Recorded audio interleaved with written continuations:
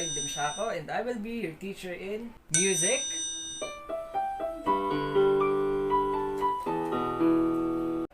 arts, physical education, and health. And I hope that you will learn something from this video. It's Muppet time with Sir Lloyd.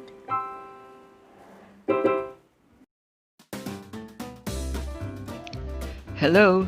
In this video, we will discuss romantic music. The Romantic period is an era when society experienced many changes that gave new people freedoms. Politically, monarchies were falling in favor of self-rule or democracy, giving the people the freedom to rule themselves. In this video, we will talk about its music and not its history. It was after Beethoven around the turn of the century when composers of the Romantic period, together with their fellow literary and visual artists, set out to apply changes in the musical style. While they were inspired by romantic love, they were also into some kind of paradigm shift from the classical music composers' focus and form to giving the most attention to the passion rumbling in their innermost thoughts, feelings, and music. Romantic composers focused on more personal musical forms and ideas to move their listeners and audiences, freeing themselves from the strict forms of the music of the classical period. The following are the characteristics of romantic music. Number 1.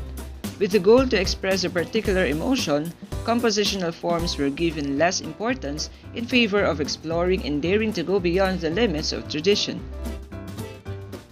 As its core, composers of the Romantic era saw music as a means of individual and emotional expression.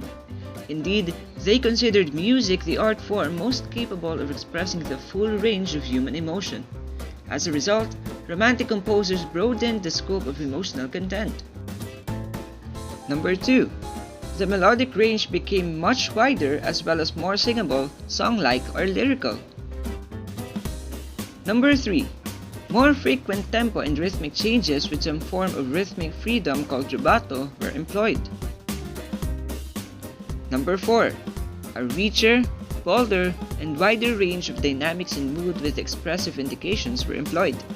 Some examples are con espressivo, dolcissimo, con amore, and con fuoco. Number 5. The texture was largely homophonic. Number 6. The orchestra became larger to allow composers to have a wider selection of texture and tones. The brass section was particularly added and developed to provide more power to orchestral music. Number 7.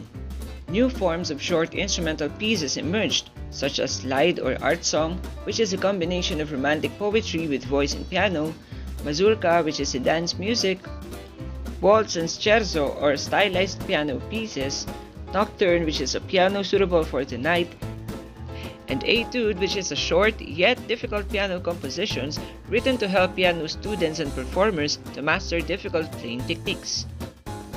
Number 8. Music compositions were difficult to play during this era, giving way to the rise of the virtuoso or a performer with extraordinary musical skill. Number 9. Program music or music that tells a story was developed, linking music with literature and painting. Music was expected to communicate to the audience, often by using a narrative form that told distinct stories. And number 10.